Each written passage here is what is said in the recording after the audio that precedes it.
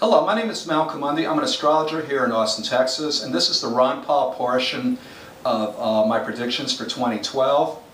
And let's see, here we go. Ron Paul was born August 8th, 1935 in Pittsburgh, Pennsylvania. Time unknown. I've done some investigations and into his own life, important events, where you try to do what they call rectify a horoscope, determine the time if they don't know what time it was. And I came up with 3:45 a.m., August 8th, 1935, Pittsburgh, Pennsylvania. That's my selection based on events. This will give him a Cancer ascendant.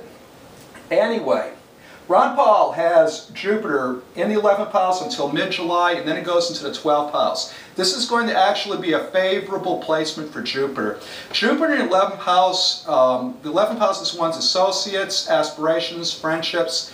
Jupiter's expansion in luck and enhancement, and he has been growing in terms of numbers of followers, despite what the media may be trying to hide from him, despite what the attacks on the media are having on him in terms of effects. His following has been growing and growing, and it's truly amazing for someone who really started out as a nobody in this campaign. Anyway, that's going to continue going into July. And then with Jupiter going into his 12th house in July, that's, I think, going to be well-timed because they're going to start to really attack him. I think he's going to be running as an independent. He's going to break away from the GOP and run as an independent. And I think you're going to really start to see the media try to attack him. And with Jupiter in the 12th house, the house of secret enemies, dreaded evils, that's going to provide him good luck and protection against good luck. And it's going to help him out as he goes to run for president for the election in November 2012. Then we have Saturn. Saturn's going to be in his 5th house. It retrogrades into the 4th house in April of this year and will stay in the 4th house until September of 2012 and then go back into the 5th house. Saturn in the 5th house is speculation, activities with others, and your general approach to activities outside work as well as within work. And I think Saturn is restrictive, is the planet of restrictions, limitations, and hardships. He's approaching his activities and his election for president, or attempt to be elected president. He's approaching this election campaign very conservatively, very constructively, and this is exactly what he has to do. He's not doing any wild punches, making any wild statements. He's keeping the message clear, and he's not flip-flopping. And that has paid off for him in terms of getting a following going. With Saturn going into the 4th house is one's own real estate or turf. I think you're going to see him constantly on the road.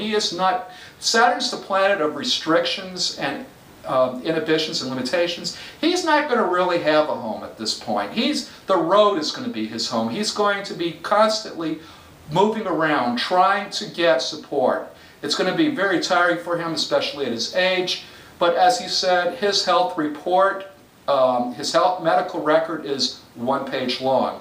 So he's healthy for a 76-year-old, but he's going to be constantly on the road trying to get support. And it's going to help him out, no doubt. And that's just Saturn in the 4th. Going back into the 5th house in September, he's going to continue his message. And will he be elected president? Well, I'll be bringing that up in the United States section. Anyway, Uranus is going to be in the 10th house all year, and I really believe this is proof that I picked the correct time for Ron Paul's birth, because the 10th house is career, aspirations, your reputation. With Uranus in the 10th house, Uranus rules surprises, inventiveness, rebelliousness, technology, the future, surprises, explosives, and he is definitely a big surprise as far as his reputation goes. He is viewed as a classic Uranian type of person in terms of his reputation. The media says he's dangerous, which is very Uranian.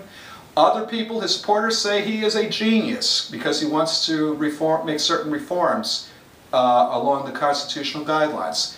So I really think I picked the correct date and time for him with this, and this definitely, he's going to continue to be viewed as a rebel, as someone zany and kooky, And he's also going to be viewed as a genius by his supporters, and which are growing in number.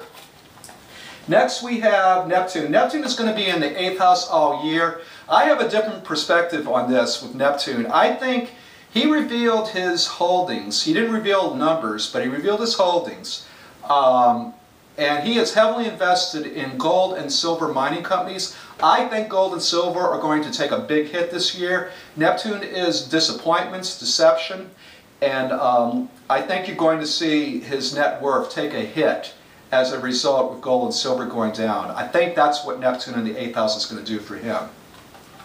It has nothing to do with his dirty laundry, I think. They've tried hard to find dirt on him, and it's almost impossible.